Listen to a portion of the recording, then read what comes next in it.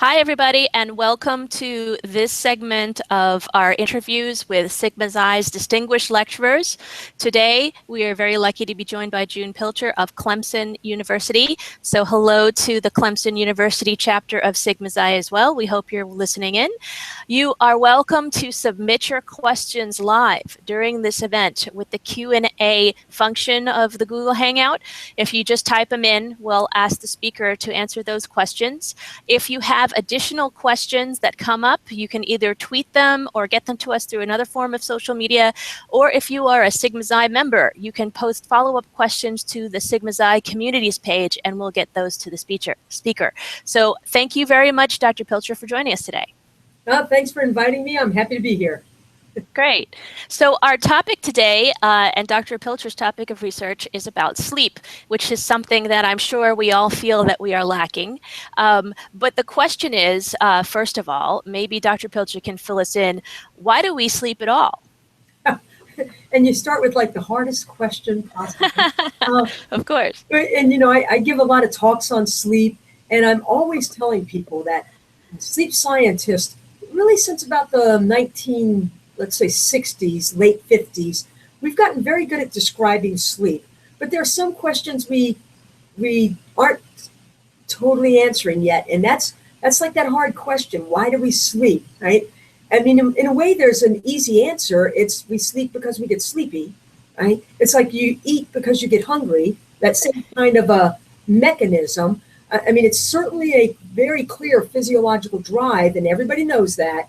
If you stay awake long enough, you simply have to sleep.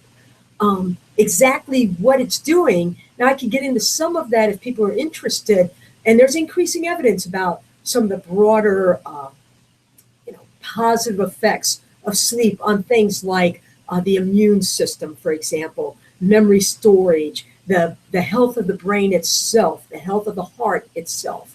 And we're finding more and more evidence about that much more recently now.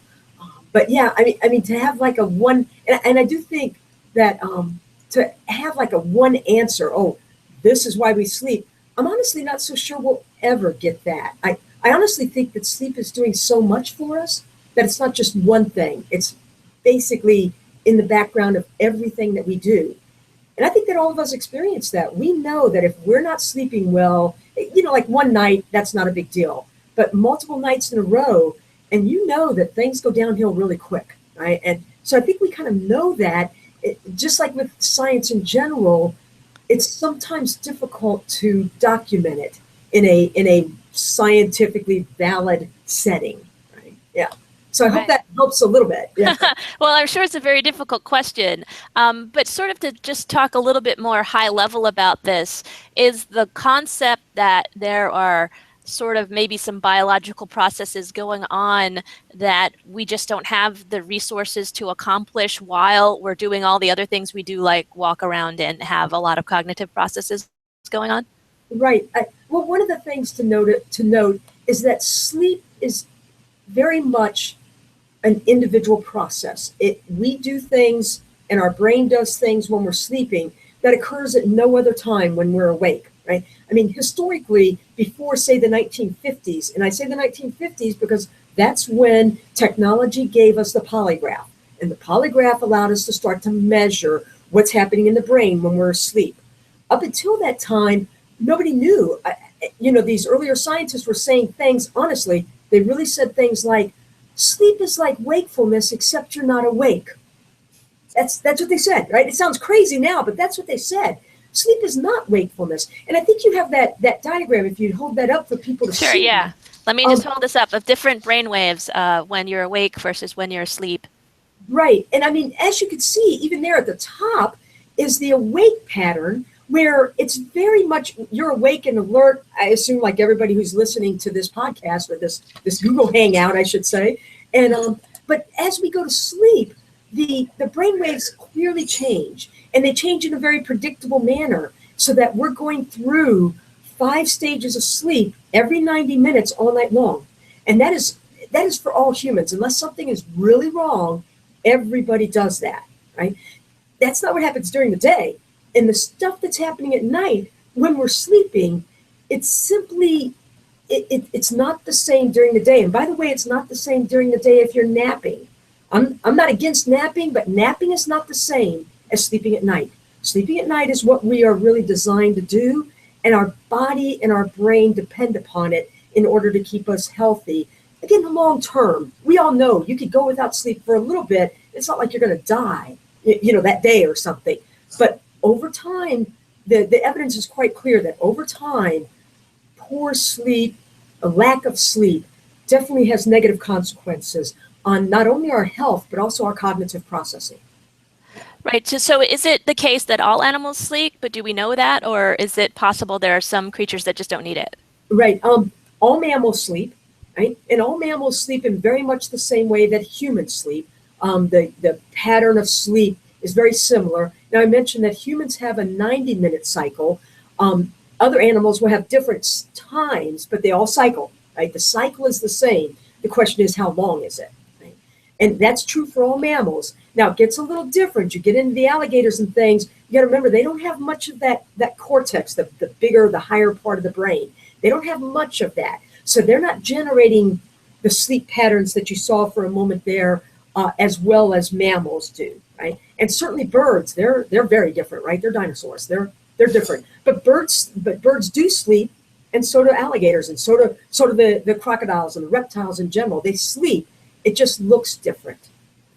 I don't think there's any animal that we've shown that doesn't sleep. Let me put it like that. Right. Okay. Yeah. So you mentioned napping and how it's different, I gather, in terms of brain activity than with deeper nighttime sleep.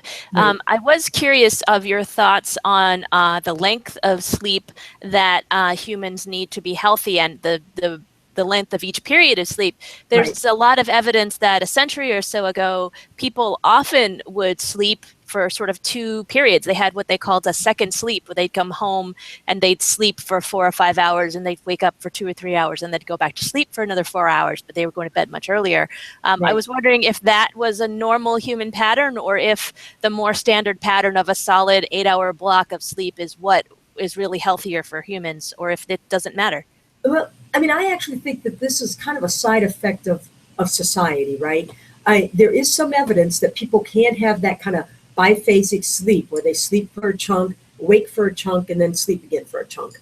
I think that most sleep scientists would say that that's probably not ideal in modern society for most people. Most of us would much prefer to go to bed, stay in bed, and sleep, and then get up rested, right? I think that really, and many of the sleep scientists are theorizing about this, that I don't think we would say it's impossible especially our ancestors, to have that period of time where they're waking up in the middle of the night. I actually think that's just a side effect of their lifestyle, mainly that it's dark at night, and it's dangerous at night for humans. The other animals can see better, smell better, and they're stronger and faster than we are. It's quite dangerous for us to be out at night without our artificial lighting. Right? So before artificial lighting, it made sense that humans could stay in bed for 10 hours, of which 2 of that they would be awake, right? Maybe cuddling with their partner or something, right? Not so bad, but still, most of us don't want to spend 2 hours awake in the middle of the night in our bed, right? We just don't. So I think that in modern day, our best bet is to go for a consolidated sleep episode at night. Again, the typical is that, say, 7 to 8 hour range for adults. And by adults at this point, I would say 25 and up, right? The student members in that younger 20 age, honestly, they could still be needing 9 hours a night. Their brain is still growing rather rapidly, and most of that is occurring when we sleep. And so I tell students all the time, because they often are sleep deprived, unfortunately. I mean, we all are, but students are particularly bad at it, right? And I'll tell them, it's almost like you're hurting yourself in a way, because your brain wants to grow, it wants to learn, it wants to do all this stuff, but you're not sleeping and letting it just do it. And the beauty is, it'll just do it automatically. You don't have to tell it to do anything. It just does it. You don't have to be awake to think. It just handles it for you, but you have to be asleep, right? And again, preferably at night. Naps aren't bad, but it's not quite the same. A nap isn't doing quite the same amount of recuperation. For example, we've all heard that idea that, you feel bad, go to bed, you'll feel better in the morning. And I think that's very much true. The brain is basically resetting or regenerating a little bit at night so that the next morning when we wake up, we're alert, ready to take on that stressful situation that the day before was simply overwhelming, right? And I think that's our brain just kind of resetting itself every night if we let it, right? And I think that's what it's designed as. That's what we are designed to do. We're designed to reset at night so that the next day when it's daylight, because that's what we evolved to be. We evolved to be alert and active during the day. And sleeping at night, I think it does, well, they're drawing evidence it's doing a lot of very positive things for us, but another positive thing it's doing is if you can find a safe place to sleep, you're much safer sleeping than being out there with the lions and tigers and bears, right? Right. I mean, you know, they're much stronger, faster, they see better, they smell better. Yeah, right. We don't need to be out there. Yeah. There's also a lot of evidence that are researching about other physiological effects that lack of sleep can have, including issues such as weight. I wonder if you can explain that mechanism about how a lack of sleep might cause people to at least not lose weight easily, even doesn't cause them to gain weight. Right, and that's really a great question, and I think one that many people are interested in. And again, a fairly recent discovery in terms of the sleep science field.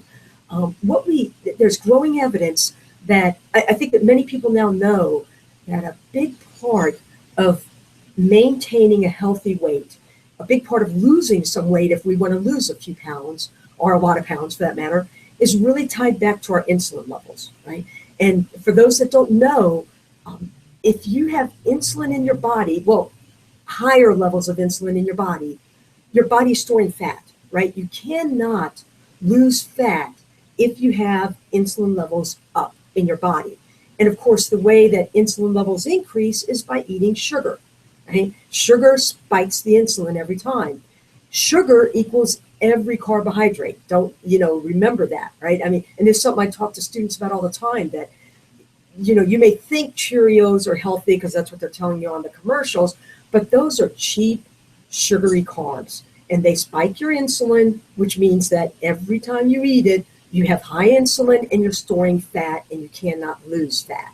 Right? Now, how all this gets back to sleep is that sleep seems to be one of the moderators of how insulin is affected by sugar. Right? So when we don't sleep enough, it seems like there becomes a miscommunication between the levels of sugar in our system and the insulin in our system, because insulin is necessary when we have sugar. We want to get rid of the sugar that we eat, right? And that's diabetes, right? Where they're not managing, their insulin and sugar levels are not managing correctly, so they end up with high levels of sugar, which I think many, many people know causes all kinds of health problems for diabetics, right? Sugar is, in essence, a poison for us. Right? It's a necessary poison. We need some sugar, but it's still, high levels of sugar is bad. And that's where the insulin levels come in, because insulin needs to be there to get rid of the sugar. And then if you're sleep depriving yourself all the time, or allowing yourself or even encouraging yourself to have bad sleep habits, like one night you go to bed at 2 a.m., the next night you go to bed at midnight, the next night at 4 a.m., those kind of patterns are going to disrupt the ability of your insulin levels to respond properly to the food that you're eating. And that over time is going to cause people, many, many people, if not everybody, to gain weight. A long answer. I hope that helps. Right. Yeah. Are there other physiological problems that are linked to lack of sleep? Oh, sure. I mean, we've got increasing evidence about the immune system. And a lot of that started with very basic studies where we would ask, have college students always, right? And volunteering for a study. And we would expose them to the cold virus. It's just the rhinovirus, right? And they'd spray it into their nose. And they would have some students that weren't sleeping and some that were. And the ones that were not sleeping were always more likely to catch a cold than the ones who were not sleeping, right? It was a very clear difference there. And then starting from there, we've gone even more into depth where we're looking at, I won't get into it here, but specific components of the immune system that are clearly being negatively affected by loss of sleep. And again, I think it's part of that resetting of the system. I think that part of what's happening at night is it's kind of resetting the immune system so that it can fight off invaders the next day. Yeah? I mean, at night, you're probably relatively limited in the number of invaders, right, during your bedroom, right? But once you go outside your house, that's it, invasion city, and the immune system needs to be ready for that. And I don't want to go into all the details, but there's a lot of data about that now. I think it's quite clear that that the lack of sleep negatively affects the immune system. Mm-hmm. Is there research into what causes people to not be able to sleep when they get actual insomnia, not intermittent cases of it caused by stress or something like that, but actually constant chronic insomnia? Yeah, I mean, that's a great question. I think that honestly, some of that is genetic. I think that if you ask the average 10-year-old, that child can tell you, are you a good sleeper or not? They already know. They know by then if they're sleeping well at night or not, right? And I think it's actually quite a bit earlier than that. I think that much of the insomnia that's not just stress-related, because we all have some stress-related insomnia, right? Mm-hmm. But that longer-term insomnia, that's a little bit harder to deal with. I honestly, and I'll put it out there right now because I think it's such an important thing for people to realize. I think that most people don't realize the importance of this, is that not every case of insomnia, but I think the majority of cases of insomnia can be solved by behavioral methods. There's a good bit of theory that our ancestors did not suffer from insomnia like we do, right? And part of it is, one thing is the artificial lighting. Artificial lighting makes it too easy for us to go to bed at midnight one night and 4 a.m. the next night. It's just too easy. We could stay up and play video games, if nothing else, right? And I think that's one of the worst things. If somebody out there is listening and they're having trouble with sleeping, my first suggestion is schedule your sleep times. Go to bed at the same time every night, get up at the same time every morning. And I mean every morning. And it's the getting up part, by the way, that's the most important of those, right? The more trouble you have with sleep, the more important it is to get up at the same time every morning. And that means weekends too, and I know that's painful, but honestly, I can't tell you how many times over the years that I've been answering these kind of questions, I've told people this, and they've looked at me like I'm crazy. You mean you want me to get up at 6 a.m. on a Saturday? Oh my gosh, But I'm telling them, if you have trouble sleeping, this could be a big positive effect if you just get out of bed, right? And I can't tell you how many times I've had people calling me or emailing me saying, oh my gosh, I can't believe the difference it made. And the thing is, what's interesting is it doesn't take that long. For most people, they'll feel a positive effect easily within 2 weeks and often within a week. Because what happens is the brain, I call it one of the things I call the brain, it's a master at making habits. It's a habit-making machine. And by forcing yourself to get out of bed, let's say at 6 a.m. every day, your brain very quickly realizes, that's it, 6 a.m., wake up and get out of bed.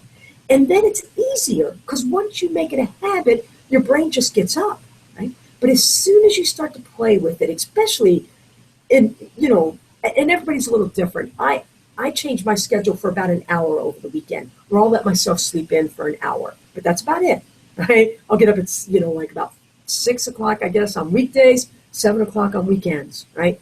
But everybody's a little different. Again, the more trouble people have, the more precise they should be. Force themselves out of bed, make their brain learn, now is the time to sleep, now is the time to wake up. And the brain will learn it. Many people will see a major improvement in insomnia because their brain knows when to sleep. Yeah, it's interesting. I know that there's a very long history of in psychological studies about how prone we really are to associative behavior. So I'm not surprised that there's some connection there. Right. But also, I was wondering about cases where too much sleep might be indicative of problems, even if they don't cause problems. For instance, there's been studies that show that people who sleep more than, say, 9 hours a night, there's a correlation between that and strokes. So in that case, sleepiness can be at least an indicator of a health issue, maybe not a cause of it, but at least a symptom of it. Is that something that happens with other diseases too? Yeah, there's some correlational evidence about this, where people that sleep consistently too much, basically. And some of the studies do say like greater than 9 hours, but that means every night. And again, that means, let's say, if most of these studies are with middle-aged to older people, so that you're talking 50 years old or so, right? And it would be, honestly, it would be unusual for a 50-year-old to be sleeping regularly 9 hours a night. That's a lot of sleep for a 50-year-old. That's not a lot of sleep for a 20-year-old, right? They could easily still be sleeping 9 hours a night. If anything, and I tell people this a good bit, is that as we get older, meaning like into our 50s, into our 60s, not that much older, but just a little bit older, often our need for sleep is decreasing a little bit. So when before they might have really wanted 8 hours of sleep, maybe now 7 is plenty. Maybe 6.5 is plenty. And that's again an individual basis. I do think that if people are, I think that the correlational, and again it's all correlational, but the correlational evidence suggests that there could be something else going on, right? If the body is sleeping that much day after day after day, you got to wonder if there's something else going on, and then something's happening that's causing either the increased need for sleep or the lack of regulation of sleep, right? Mm-hmm. Because again, our body's not designed to sleep that many hours a day. We got to be up and gathering food too, right? Right, so, right. Yeah. I mean, think of our ancestors, right? I mean, right. If they were sleeping, that many hours a day, they'd starve to death. So there had to be some mechanism, some regulation, and I think we clearly have that. We have these regulatory centers in many places in the brain, actually, where we are monitoring how much sleep. Again, most of us, it's not a matter of too much sleep; it's too little, if anything. Right. But again, I think that could be a sign to people if they are, if they're in their 50s and regularly sleeping 9+ hours a night. It might be something to ask their doctor about. Now, you've mentioned here age differences in sleep needs. Are there differences in sleep needs between genders or between ethnicities? Yeah. I mean, for sure, sleep changes across the lifespan. And we already know that, right? You know that newborns are sleeping 16 to 18 hours a day, right? And by the way, preemies, the premature newborns, are sleeping even more than that, right? So it's clearly, or at least our theory is, it's a brain maturation process, right? That they're sleeping in order for the brain to mature. I think that's probably what's happening. And then, of course, sleep decreases throughout childhood. And really, adolescence should stay about the same as childhood. In our society, it's decreasing in adolescence because they're staying awake to text on their phones and, whatever, right? But then as we get into that young and middle adulthood, it's stabilizing at that 7 to 8 hour range for most people. And then it often, not always, but many people in their 50s and 60s need a little bit less sleep, right? And I think it's just an individual thing. If somebody comes to me and says, I'm having trouble sleeping, that's one of the first things I'll say. I'll say, well, how long are you in bed? And if you're in bed for 8 hours, then don't be in bed for 8 hours. Be in bed for 7 hours and see if that helps you, consolidate your sleep. Because that's really what we want, right? We all want to go to bed, sleep, wake up, get up, right? We don't want to be up and down, in and out, laying in bed, tossing and turning. Yeah. So we just want to have good sleep while we're in bed. Yeah. Did that answer that question? So, but what about gender or ethnicity? Oh, gender. I knew I'd missed something. So gender, that's a good question. There's some evidence that women begin to suffer a little bit more with sleep post-menopause, right? There's some evidence for that. But there's also a good bit of evidence that women can do a lot about that. The two big things, right? Don't eat sugar, right? And exercise, right? Those two things counteract many of the side effects of menopause, including the negative effects on sleep. Again, not for everybody, but for many people. So that's what I would suggest out there. Yeah. Otherwise, both males and females, again, it varies because some of them still want a good bit of sleep, but on average, a slight decrease, and only slight. It's not like you go down to 2 hours a night or something. Maybe it's 7 hours instead of 8 or 6.5 hours. Yeah. Right. And is there any evidence for ethnic differences between different cultural backgrounds or ethnic backgrounds? I mean, there's a little bit, and a lot of that all goes back to, we think the underlying issue is stress, right? Because certainly perhaps it's not really ethnicity so much as socioeconomic status, right? Because the poor socioeconomic status folks tend to have more, I mean, we're all stressed, but the poor socioeconomic status folks have different types of stress, let's say, more life-threatening perhaps or something. And that kind of stress tends to disrupt sleep, right? And of course, we all can have our days of stress, but most of us kind of figure that out. Yeah. And Right, okay. sleep. We do have a question from the audience, so let me go ahead and get that to you. With the rise of personal tracking devices, do you anticipate any changes to your field as people collect more data on their sleeping patterns? And what questions are you most excited about?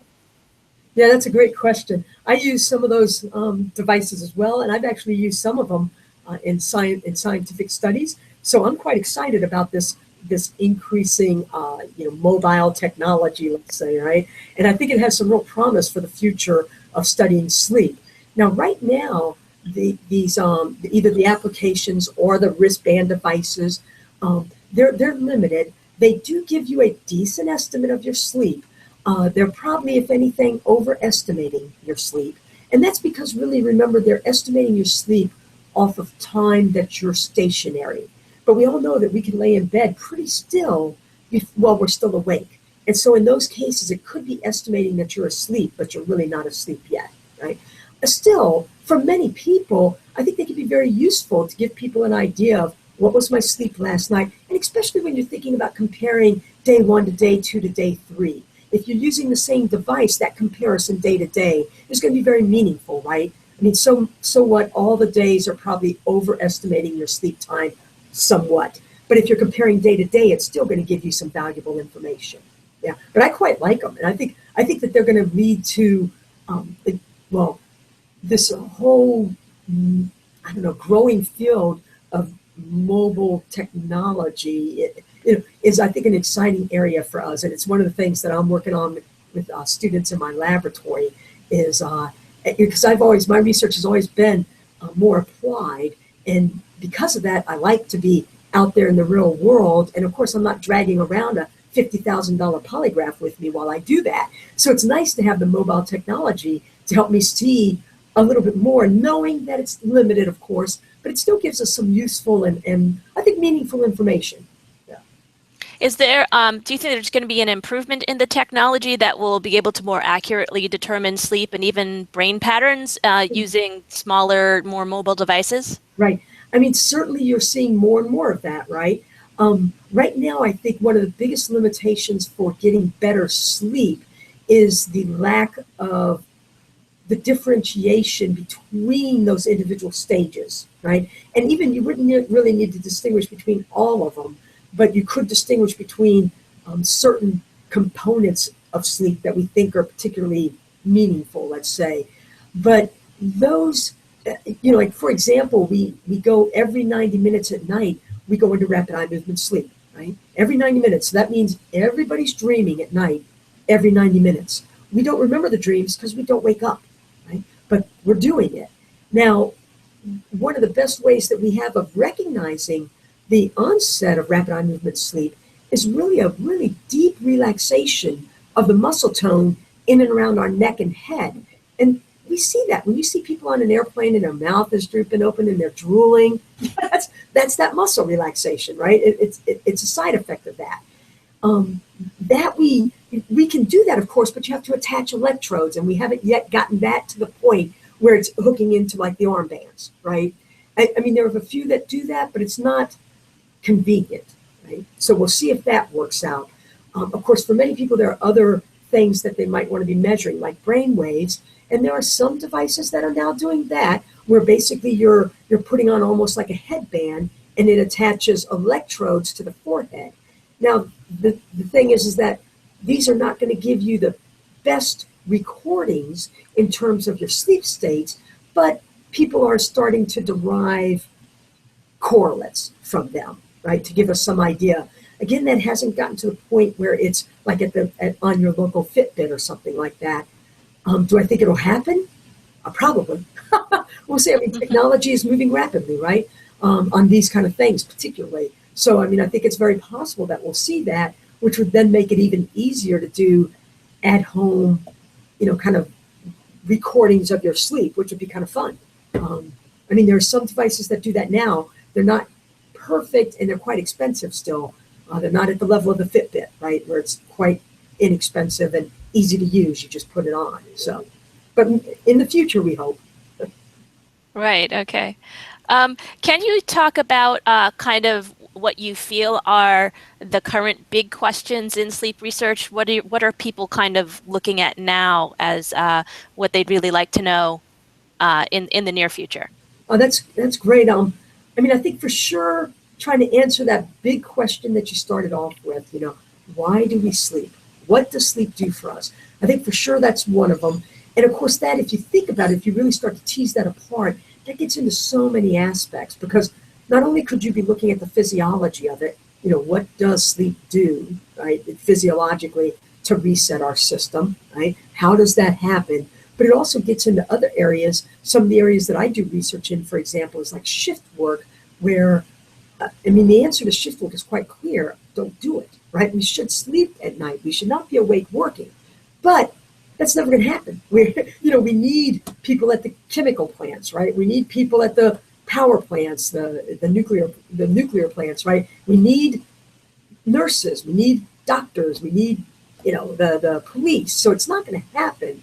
And so a large part of my research over a number of years now has been to try to find the effects of that lack of sleep and the discontinuity of sleep, because many shift workers, they're sleeping every day, they're just not sleeping enough, and they're sleeping like during the day because they're working at night.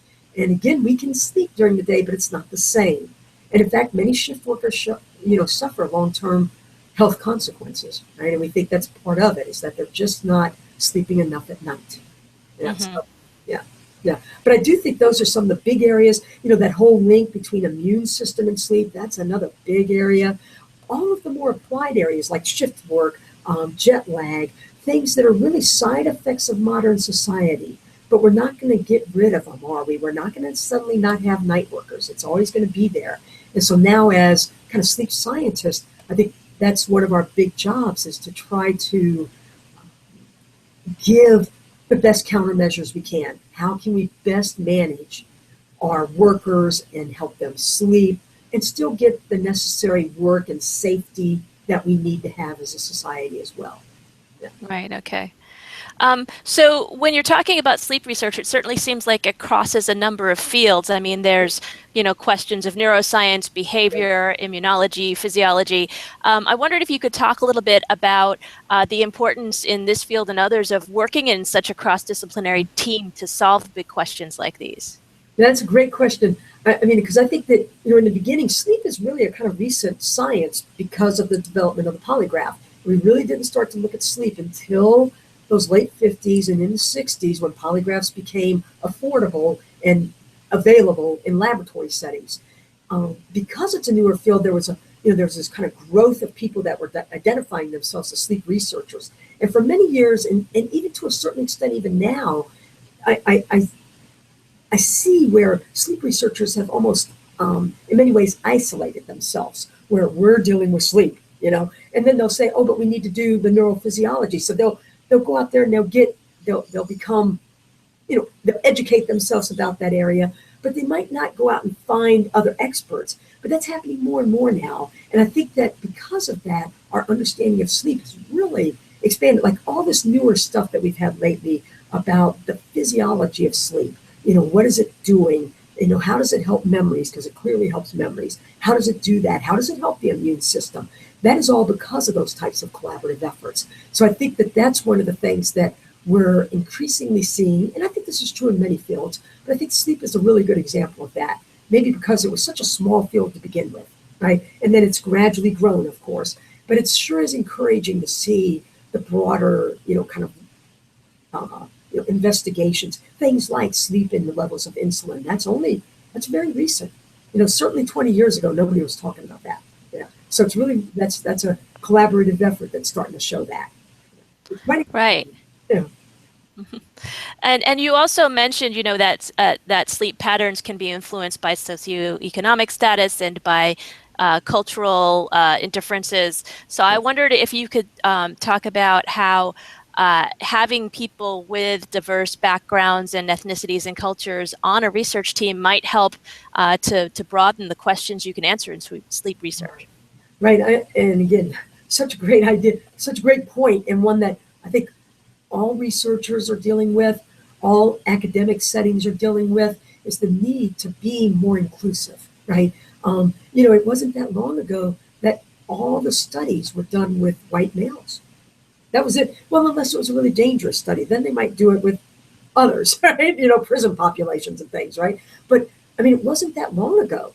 And that it seems, you look back and you think, how could anybody ever think that was the best thing to do? And so I think that this is just an ongoing effort to be inclusive. And personally, I think, and I see that here at Clemson, by the way, more and more, where we're really trying to be more and more diverse, more and more. I kind of like the word inclusive more, but it's the same, to me, it's the same kind of feeling to it, where we want to bring in different perspectives, because as soon as you get somebody of a different ethnicity, they're going to have a different perspective, at least most of the time, right? Maybe not every one of them, but most of the time. And in terms of science, I think that can only help. Right? We've got to look at that broader effect, and we've got to be aware when we're not seeing it.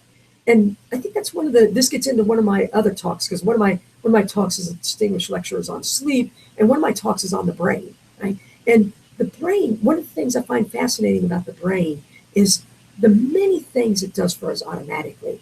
And of course, that's largely good, right? Like right now, my heart is beating, I'm digesting food, all of that's happening, and I don't have to think about it. Imagine if I was trying to carry on this conversation with you, if I had to think, oh wait, heartbeat, right? We'd never get anywhere, right? And the thing is that the brain, of course, handles that for us, which is great, but it also does an awful lot of other things automatically for us. It makes these judgment calls that my view of this topic is the only view, right? Mine is it. And I think that that's where we've got to get that more diverse and inclusive mentality, to just recognize that, yes, I have a view, but mine isn't the only thought out there. There's many thoughts out there, and others can have equally relevant, if not more, sometimes. And I think we have to convince ourselves to do that. This really gets into my other brain talk, by the way. Right. So sorry about that. But no, yeah. I think we have to convince ourselves, because it's the brain, it doesn't want to do that. It wants to take the easiest route it can, and it wants to say, no, my thoughts are the right thoughts. That's it. That's all. That's much easier than actually thinking about your thoughts and evaluating your thoughts in a fair and open-minded way. It's not easy for us, right? And it's one of the things I talk a lot about in my brain talks and when I teach classes. I think it's so important for us to be aware that that's what our brain is doing. I think it's our only hope, right? Right. Be aware of it, catch it, and act upon it, right? Or change the way we act upon it, right? Because it's automatic. I don't think we can stop it. Mm. Yeah. So, but speaking of challenging assumptions, as a female scientist, it's pretty likely that you've encountered at least some kinds of assumptions about your abilities based on your gender, and there are still young female scientists coming up who encounter this every day. I wonder if you could talk about, women scientists and sort of the rise of acknowledgement of trying to be more inclusive in that area, and if you have any advice for female scientists who are dealing with even microaggressions. Yeah. I don't have an answer, of course. There is no answer, right? I honestly think that male-female judgmental quality of the brain is, again, automatic. And I think it is so deep in our genetic code that it is so hard to stop. And in fact, I don't think we can stop it. I think the only thing we can do is catch ourselves doing it and choose to act differently. Does that make sense? I think I honestly do. And this is something, if you'd asked me this in my 20s, even at 30, 35, maybe even up to 40, I would have said differently. I'd have said something like, because at one point I was thinking to myself, I see this happening, but if I just, keep my head down, do the right work, do the right thing, it'll work out. Honestly, I'm not so sure that's true, right? Sure, sometimes it works out. Often it doesn't, because there's an awful lot of unconscious stuff going on out there. For the other women out there, especially the younger women, I don't have an answer for you. I wish I did, but I don't think it's going to work like that for any of us. I think you have to be brave enough sometimes that if you know it's happening, you have to be brave enough to challenge it in an appropriate way. Now, the problem there is, and as all women know, is that if and when we do challenge something, the automatic response from the male is that's not happening. It is an automatic knee-jerk response, and I don't think they even realize they're doing it, right? Again, I think this is really in the brain, so deep in the brain, that it happens so fast that until you really catch yourself, you don't realize what you're doing. And by the way, women do this to other women too. Don't underestimate that. We do. This is such a deep thing. And it's been shown over and over again, like with college students, right? Males and females judge female faculty more negatively than they do male faculty across the board. It doesn't matter, right? I mean, that's not fair at all, but it's the reality. Yeah. I do think that on average, women have to work harder to get the same thing. I really do. That's my experience. It doesn't mean we can't get good things. We can get really, really good things. You know, we have to be willing to work harder for it. I think so. Right. Yeah. Yeah. No easy answer, right? Right.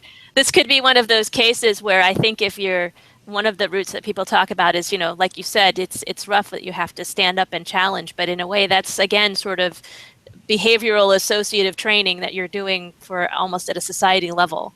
Right. And I agree. And I think and that's one of the things. I'm actually working with a women's commission here at Clemson as well.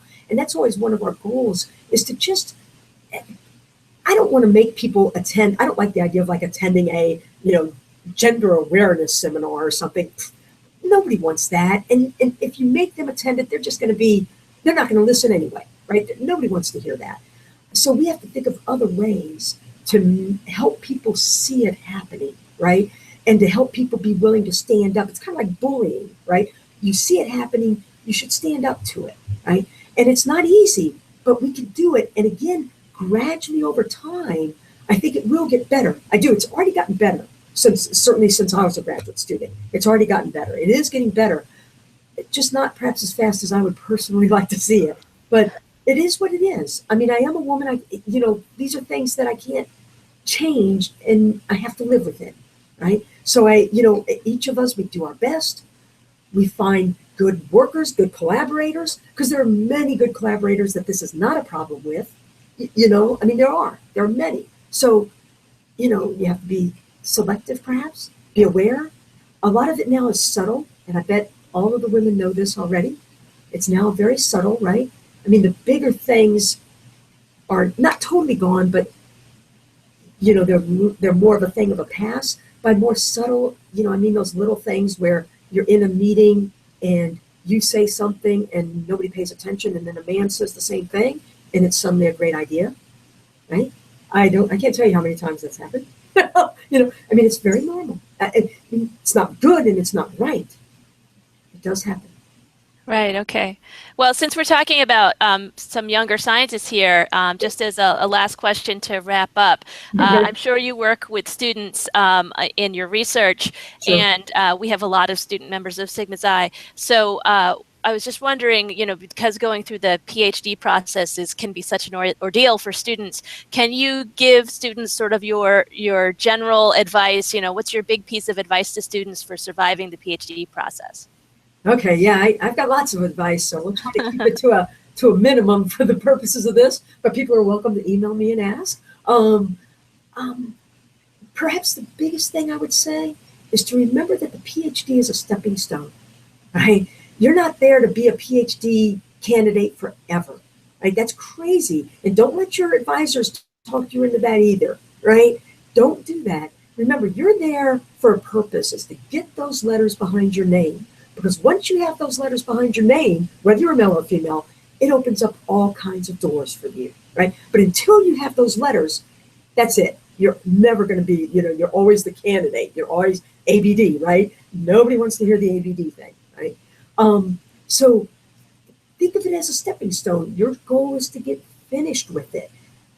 I also suggest don't rush too fast, because there's a certain number of steps you need to take in order to make sure that you're going to be ready for that next step, which is getting your full-time job. If you rush too much, it's almost like you don't have time. I mean, the science pipeline, everybody knows it takes time. right? So you want to give it a little bit of time for that science pipeline to work for you so that you can get your presentations, publications, make some of those connections that we all need to make as you're a graduate student and maturing through that process. But, by 5 or 6 years, it's time to wrap it up, right? And my other big suggestion, I'll limit it to 2, is that when you're writing, when you're sitting there thinking, oh my God, I have to write this horrible dissertation. Yeah, it's not, okay, it'll be fun sometimes. A lot of it's not fun. It's just, it doesn't matter. You got to do it anyway. The best way to make it fun, and I know it sounds crazy, the best way to make it fun is to work on it every single day. Right? Now take a day off sometimes, but at least 5 out of 7 days a week. Because the more you work on it every day, this gets back to the brain stuff again, but the more you work on it every day, your brain is just automatically processing that stuff for you while you're sleeping, while you're eating, while you're taking a shower. And the next thing you know, you already know the next thing you're going to talk about. And it's not because you sat and pulled your hair out trying to figure it out. It's because you worked on it for 2 hours this day, walked away, worked on it for 3 hours the next day, walked away, and your brain is able to keep processing. And again, this is that beautiful thing the brain will do for us. If we keep feeding it, it will process, right? And that's one of my biggest suggestions to all of my students, whether they're undergraduates working on an honors thesis, graduate students, is when you get to that stage, because the writing is, I think, by far the hardest part, right? Just write every day. Even if, 5 out of 7 days, yeah. But yeah, it's not bad to have a break. You just don't want to take 3 weeks break, right? That's not going to do you any favors. Right. But that regular writing, the brain is able to use that information to really help. That's probably a really good advice for anybody, especially if you get to later stages in your career and you're writing papers, just to try to binge write, but to spread it out and do it as a sort of a regular habit. Honestly, I do this with myself. I wish I could tell you, oh no, I never make a mistake. I'm always doing. No, of course not. I make mistakes. I slip. I don't write for a few days, but then I'm reminding myself, get back to it. Right. And it doesn't have to be. By the way, you don't have to write for 3 or 4 hours at a time. Even 30 minutes is going to be a huge benefit. There are data on this, right? People that write 30 minutes a day for 3 hours versus 3 hours at once are much more prolific. The writing every day works. And I can remember when I first read that, I thought, that's stupid. Works. Yeah. So there's my big suggestion for productivity. And you're right, for all of us. Anybody who's doing something that takes consistent thought, consistent effort. Yeah. Writing being a great example. Yeah. Great. Well, that's really great life advice. Thank you very much for that and for all of the other information about sleep. Again, if you're a Sigma Xi member or you have follow-up questions, please post them in Sigma Xi's communities page so we can ask Dr. Pilcher. Dr. June Pilcher, thank you so much for joining us today. And thanks again to the Clemson University chapter for watching in. Thanks very much. Okay, thanks a lot.